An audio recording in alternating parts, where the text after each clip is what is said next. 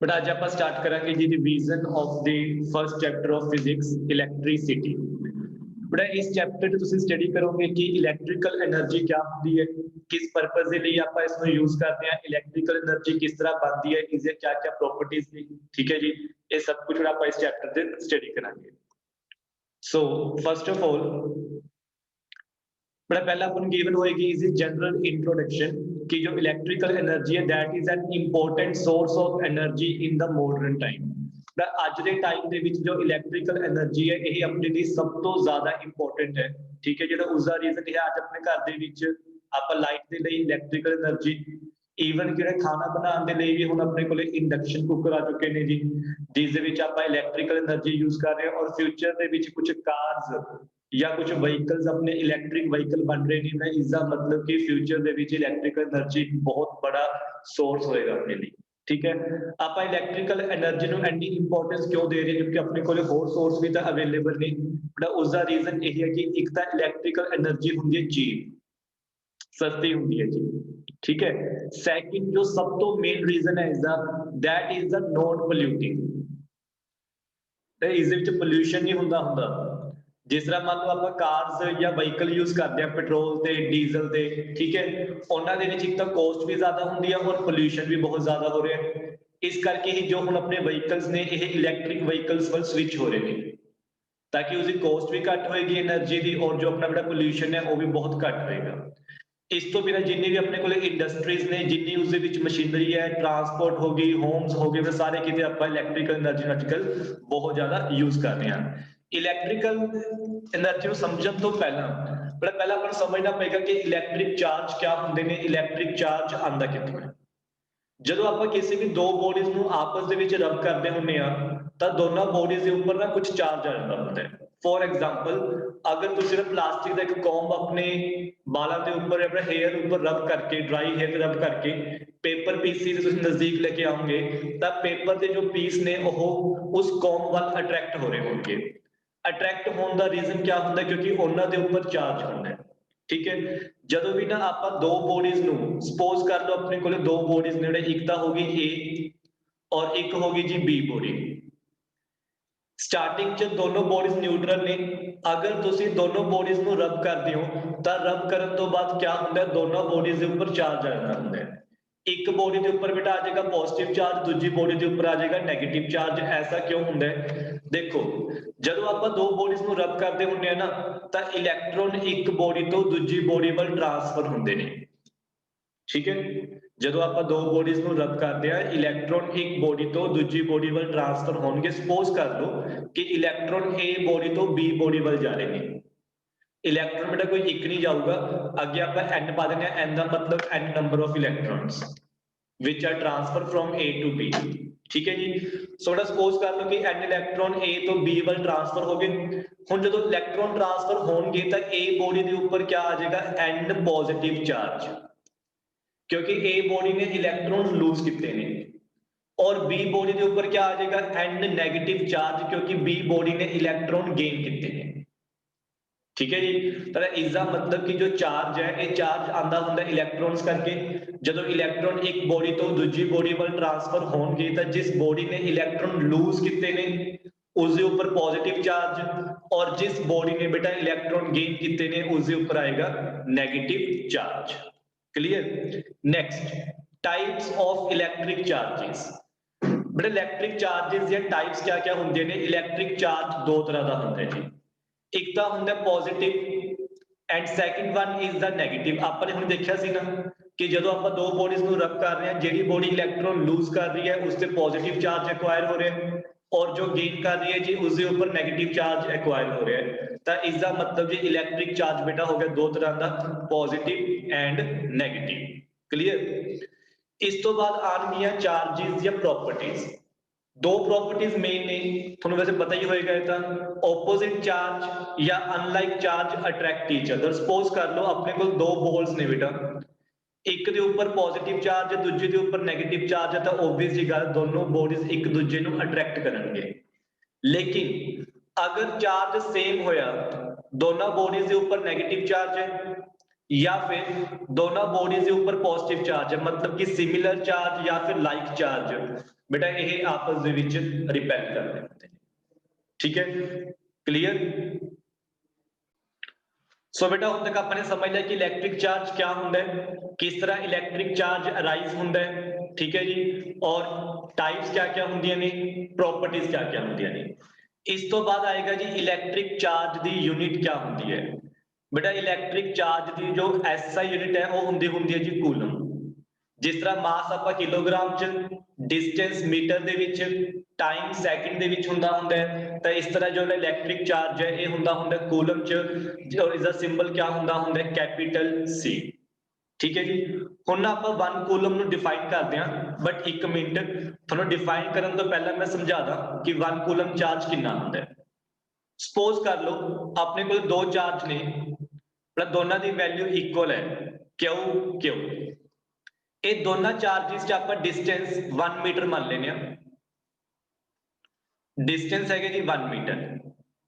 ठीक है, चलो मान लो कि दोनों के ऊपर सेम चार्ज है, अगर दोनों के ऊपर सेम चार्ज है तो रिपेल कर रहे होंगे, अगर दोनों के ऊपर ऑपोजिट चार्ज है अट्रैक्ट कर रहे होंगे। इसका मतलब चाहे चार्ज सेम है जी चाहे डिफरेंट है, अट्रैक्शन या रिपल्शन तो होनी है, उत्थे फोर्स एप्लीकेबल होएगी। तो इन्हां दे विच अगर फोर्स की वैल्यू 9 × 10⁻⁹ न्यूटन है, तो इस कंडीशन दे विच इन्हां चार्जेस की वैल्यू कितनी हुंदी है 1 कूलम। ब्रैक दुआ तो ध्यान नाल सुनो, अगर अपने को दो चार्ज 1 मीटर दूर पे ने और उन्होंने विच फोर्स की वैल्यू 9 × 10⁻⁹ न्यूटन है, तो जो ये चार्ज की वैल्यू है ये कितनी होएगी जी 1 कूलम। सो हुण तुसीं 1 कूलम नूं डिफाइन किस तरह करोगे, 1 coulomb is that quantity of electric charge which exert a force of 9 × 10⁻⁹ Newton on an equal charge placed at a distance of 1 meter from it। ठीक है जी, जो बेटा दो इक्वल चार्ज 1 मीटर दूर पे ने और फोर्स है 9 × 10⁻⁹ न्यूटन, तो उस टाइम तुसी क्या कहोगे कि जो चार्ज की वैल्यू है that will be equal to the 1 coulomb. Clear. Next but next अपन पता है कि जिन्ना भी मैटर है, matter is made up of the atoms और मॉलिक्यूल। जो एटम्स ने उन्हां दे विच क्या पए हुंदे ने इलैक्ट्रॉन, प्रोटॉन और न्यूट्रॉन। ठीक है, न्यूट्रॉन दा हुंदे ने न्यूट्रल, इलैक्ट्रॉन के उपर हुंदा नैगेटिव चार्ज, और चार्ज कितना हुंदा 1.6 × 10⁻⁻19 कूलम। प्रोटॉन के उपर पॉजिटिव चार्ज हुंदा बट वैल्यू सेम ही हुंदी है 1.6 × 10⁻⁻19 कूलम। ठीक है जी, बेटा मैटर है, मैटर किसका बनया हुंदा एटम्स तो, एटम्स के अंदर इलैक्ट्रॉन होंगे, प्रोटॉन होंगे, न्यूट्रॉन होंगे। न्यूट्रॉन तो होंगे ने जी न्यूट्रल, इलैक्ट्रॉन के उपर हुंदा नैगेटिव चार्ज, प्रोटॉन के उपर हुंदा पॉजिटिव चार्ज, जिस करके ओवरऑल जो अगर इलैक्ट्रॉन ते प्रोटॉन का नंबर सेम है तो मतलब मैटर भी क्या होएगा न्यूट्रल। ठीक है, लेकिन सपोज कर लो कि अगर इलैक्ट्रॉन का नंबर ज्यादा है, प्रोटॉन का नंबर घट है, तो उसके ऊपर आएगा नेगेटिव चार्ज। अगर प्रोटॉन का नंबर ज्यादा है, इलैक्ट्रॉन का नंबर घट है, फिर उसके ऊपर आता हुंदा पॉजिटिव चार्ज। लेकिन दोनों का मैग्नीट्यूड मतलब दोनों की जो वैल्यू है वो सेम ही होंगे बेटा 1.6 × 10⁻⁻19 कूलम। ठीक है जी, तो इस गल नोटिस करो आपने ऊपर हुनी 1 कूलम डिफाइन किया सी 1 कूलम। ठीक है बेटा 1 कूलम जो होंगे ना जी ये एक बहुत बड़ी यूनिट है। 1 कूलम एक इलैक्ट्रॉन या प्रोटॉन के चार्ज तो बहुत बड़ी है। इलैक्ट्रॉन के ऊपर चार्ज कितना है 1.6 × 10⁻⁻19 कूलम। मतलब कि बड़ा इलैक्ट्रॉन के ऊपर बहुत छोटा चार्ज है एज कंपेयर टू 1 कूलम। मतलब 1 कूलम एक काफी बड़ी वैल्यू है जी। क्लियर। सो इस टॉपिक के विच आपां नूं क्लियर हो गया चार्ज क्या हुंदा है, किस तरह अराइज हुंदा है, टाइप्स क्या हुंदियां ने, प्रॉपर्टीज क्या हुंदियां ने, 1 कूलम क्या हुंदा है, यूनिट क्या हुंदी है, और चार्ज किस तरह आंदा है, किस दे ऊपर नेगेटिव चार्ज है जी और किस दे ऊपर पॉजिटिव चार्ज है। क्लियर। जो चार्ज आएगा वो सिर्फ इलैक्ट्रॉन्स दे ट्रांसफर करके आंदा हुंदा है, प्रोटॉन्स कदे भी ट्रांसफर नहीं हुंदे। ठीक है। प्रोटॉन बेटा न्यूक्लियस के अंदर पे ने, जिस करके जी वो कदे ट्रांसफर नहीं होंगे, सिर्फ इलेक्ट्रॉन ही ट्रांसफर होंगे जी। क्लियर बेटा। हुण आपां ने एक न्यूमेरिकल करना, लेकिन न्यूमेरिकल करन तो पहला आपां एक फॉर्मूला करते हैं, फिर आपां उस न्यूमेरिकल को समझ लांगे जी। तो सब तो पहला फॉर्मूला इस चैप्टर दे विच हैगा जी, Q is equal to NE। Q is equal to NE बेटा। Q क्या हुंदा है? Q हुंदा जी टोटल चार्ज। टोटल चार्ज कितना पे है? ठीक है। E तो E हुंदा एक इलेक्ट्रॉन दे ऊपर कितना चार्ज है। एक इलेक्ट्रॉन के ऊपर कितना चार्ज है, जिसकी वैल्यू फिक्स है 1.6 इंटू 10⁻⁻19 कूलम, जो तुसी याद रखियो। ठीक है जी। N N क्या होता है? N होता है जी नंबर ऑफ इलेक्ट्रॉन्स। अपना फर्स्ट फॉर्मूला क्या है जी, Q is equal to NE, where Q is the total charge, E is the charge on one electron, जिसकी वैल्यू फिक्स है 1.6 इंटू 10⁻⁻19 कूलम, और n क्या होता है? Number of electrons. बड़ा जो n की वैल्यू है ये कदे भी फ्रैक्शनल नहीं होएगी। ठीक है, हमेशा होल नंबर ही होएगी 1 2 3 4 एंड सो ऑन, क्योंकि इलेक्ट्रॉन कदे फ्रैक्शन च नहीं होंगे। या तो इलेक्ट्रॉन ट्रांसफर एक होएगा या दो हो जाएंगे। ठीक है ना जी। बड़ा कदे भी इलेक्ट्रॉन 1.5 या 1.6 इस तरह तो होंगे नहीं होंगे। सो जो n की वैल्यू है ये कदे भी फ्रैक्शनल नहीं होएगी। चलो अपन क्वेश्चन देखिए जी, जो अपन गिवन है जी उरे। मेरा क्वेश्चन क्या है जी, calculate the number of electrons, number पूछा गया है, constituting the 1 coulomb of charge. कहते जी दसो किन्ने इलेक्ट्रॉन के ऊपर मिलके 1 कूलम ऑफ चार्ज बनेगा। ठीक है बेटा, नंबर पूछा गया साफ साफ ना। कैलकुलेट नंबर मतलब अपने n की वैल्यू ਨੂੰ क्या करना है, फाइंड। ठीक है जी। मतलब तुसी इस न्यूमेरिकल के लिए फॉर्मूला अप्लाई करोगे, Q is equal to NE। Q अपन कितना गिवन है 1 कूलम, वैल्यू 1 पुट कर लो, n अपन ने फाइंड करना है, और E का फिक्स है जी 1.6 इंटू 10⁻⁻19। बस बेटा। ठीक है, इस इक्वेशन के अंदर या तो अपन Q गिवन होएगा, n फाइंड करना होएगा, या n गिवन होएगा, Q फाइंड करना होएगा। ठीक है जी। So what will be the value of n? n is equal to 1 by 1.6 into 10⁻⁻19। बड़ा जो आप इसको सॉल्व करांगे, this will be equal to 0.625 into 10⁻⁻19। तुसी जेड़ा इसनु पॉइंट शिफ्ट करके 6.25 इंटू 10⁻18 भी लिख सकते हो। एंड प्लीज तुसी इस वैल्यू ਨੂੰ फ्रैक्शन ना समझ लियो कि मैंने कहा ਸੀ फ्रैक्शन नहीं ਹੁੰਦੀ 1.25 नहीं ਹੁੰਦਾ। ਹੁਣ ਤੁਸੀਂ ਕਹੋਗੇ कि 6.25 आ गया उरे ਤਾਂ जी ये फ्रैक्शन ਚ है। नहीं बेटा, ਅੱਗੇ ਪਾਵਰ ਵੀ ਪਈ ਹੈ ਨਾ, इंटू 10⁻18। जब आप मल्टीप्लाई करांगे तो सारा मल्टीप्लाई होने तो बाद किसी फ्रैक्शन च नहीं हैगा जी। Clear. Next topic, conductors and insulators. बड़ा इलैक्ट्रिक चार्ज बारे स्टडी करने तो बाद हुण आपां यही स्टडी करना है कि किस किस सबस्टांसिस के अंदर जो इलैक्ट्रिक चार्ज है जी फ्लो करेगा और किन्ना दे विच फ्लो नहीं करेगा। ठीक है, अगर फ्लो कर रहा है तो रीजन क्या है उसका फ्लो करने का, और जिन्ना दे विच फ्लो नहीं कर रहा उन्हां दे विच क्या रीजन है फ्लो ना करने का। सो इस कैटेगरी के बिहाफ के ऊपर अपने को जिन्ने भी सबस्टांसिस ने, आप सबस्टांसिस ਨੂੰ दो कैटेगरीज डिवाइड कर देने ਹੁੰਦੇ हैं। एक तो ਹੁੰਦੇ ਨੇ जी conductors and second one is the insulator. Conductors ऐसे सबस्टांसिस ने जिन्हां दे विचों इलैक्ट्रिक चार्ज फ्लो कर सकता है। ठीक है जी, दो substances through which can electric charge flow, मतलब जिन्हां दे विचों इलैक्ट्रिक चार्ज फ्लो करेगा उसको क्या बोलते ਹੁੰਦੇ ਆਪਾਂ, कंडक्टर्स।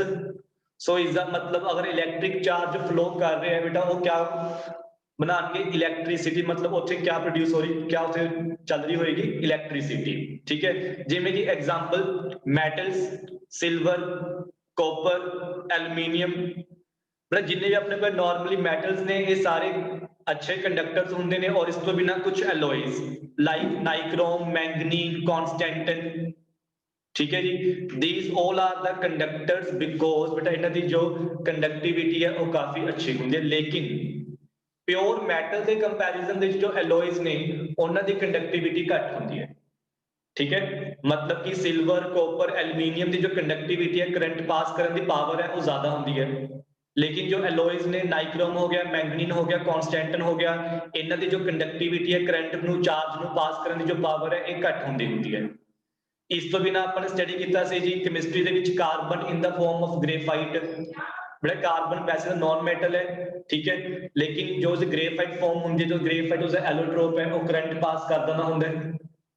हुण क्वेश्चन यही है जी कि सब करंट पास क्यों कर रहे हैं, because they have the free electrons, बड़ा इन्हां सारियां कोले जी फ्री इलैक्ट्रॉन्स पाएंगे जिस करके जी करंट पास कर रहे हैं। हुण आपां गल करते हैं अपनी ह्यूमन बॉडी की, बट अपनी ह्यूमन बॉडी के विचों भी करंट पास हो जाता होंगे, so human body is also good conductor. लेकिन क्या अपने दे विच भी इलैक्ट्रॉन्स पाए ने? नहीं जी, बेटा अपनी बॉडी दे विच हुंदे हुंदे ने आयन्स, ठीक है, अपनी बॉडी च क्या हुंदे हुंदे ने जी आयन्स। जो अपना ब्लड है ना, ब्लड दे विच आयन्स ने, आयन्स फ्लो करते हैं, उन्हां दे फ्लो करके अपन जो अपनी बॉडी है एक करंट पास कर रही होंदी है, ठीक है। बट एक ना कुछ पॉइंट अपन गिवन ने, तुसीं उहदे ध्यान रखियो। फॉर एग्जाम्पल जिवें कॉन्स्टेंटन है मैंगनीन है नाइक्रोम है, जिन्ने भी अपने को हीटिंग एलिमेंट्स ने, हीटिंग अप्लायंसेस जिवें कि मान लो गीजर हो गया टोस्टर हो गया, ठीक है जी, बट उत्थे जिहड़ा हीटिंग एलिमेंट यूज होंदा है वो हीटिंग एलिमेंट बनया हुंदा जी एलॉयज दा, मतलब वो कदे भी प्योर मैटल दा नहीं हुंदा। ओके, बड़ा नीचे अपने को डायग्राम एक बनया होएगा, इलैक्ट्रिक केबल अपन दिखाई हुई, electric cable containing the 3 insulated copper wire, बड़े इस अपने को कॉपर दी वायर्स ने, कॉपर दी वायर दे अराउंड ना प्लास्टिक दी कवरिंग हुंदी हुंदी ताकि उस विच करंट बेटा पास हो रहा है वो एक दूसरे दे नाल टच ना करे, ठीक है जी, और अपनी भी सेफ्टी बनी रहे, ठीक है। पहला कॉपर दी वायर है, कॉपर दी वायर दे ऊपर प्लास्टिक दी कवरिंग है, फिर 3 वायर्स ऊपर फिर कवरिंग की हुई है। सिमिलरली जो बेटा आप 3 पिन प्लग या 2 पिन प्लग यूज करते होंगे उस विच क्या हुंदा है, मैटल दी पिन्स बाहर हुंदियां ने ना, मैटल दियां वो काम किसा करनगे कंडक्टर दियां, लेकिन उसके ऊपर जो प्लास्टिक का केस हुंदा है वो क्या हुंदा इंसुलेटर, क्योंकि प्लास्टिक करंट नूं पास नहीं करता, क्योंकि प्लास्टिक को फ्री इलैक्ट्रॉन्स नहीं होंगे, ठीक है जी। सो मतलब जेडे सबस्टांसिस करंट पास नहीं करेंगे, मतलब कि चार्ज पास नहीं करेंगे, that are known as the insulators.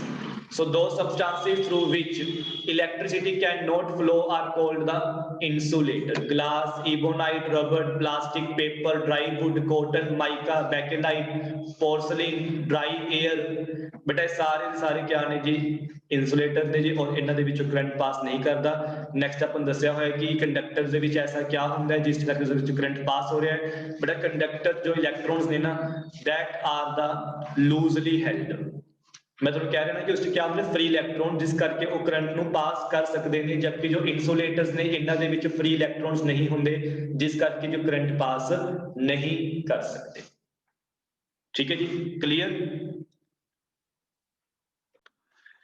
Electricity can be classified into 2 parts, बेटा इसमें आप 2 पोर्शन डिवाइड करेंगे। Number 1 is the static, number 2 is the current. Static का मतलब हुंदा जी रेस्ट,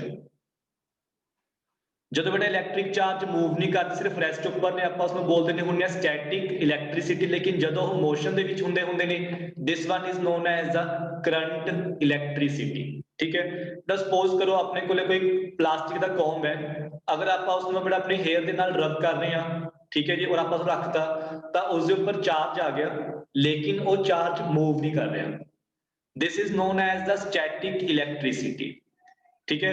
बेटा बारिश के मौसम दे विच जो आपां नूं लाइटनिंग नजर आती हुंदी है that is also an example of the static electricity, लेकिन जदों बेटा यही चार्ज मोशन दे विच आ जांदे हुंदे ने, मतलब कि मूव करना स्टार्ट हो जांदे हुंदे ने, तां इसनूं बोलदे हुंदे आ जी आपां करंट इलैक्ट्रिसिटी। बेटा जो ज्यादा एप्लीकेशंस ने ना इसदियां वो करंट दियां ने, मतलब कि मोशन च ने, आप अपने घर च इंडस्ट्री च व्हीकल च मशीनरी च जो यूज कर रहे हुंदे आ वो स्टैटिक नहीं हुंदी, दैट इज द करंट, क्योंकि जदों इलैक्ट्रॉन्स फ्लो करनगे मतलब कि चार्ज फ्लो करेगा तो करंट बनेगा, और बेटा करंट बनन करके ही आपां उसे एनर्जी मिलेगी जिस करके लाइटनिंग होएगी या व्हीकल चलणगे या फिर मशीनरी चलेगी, ठीक है।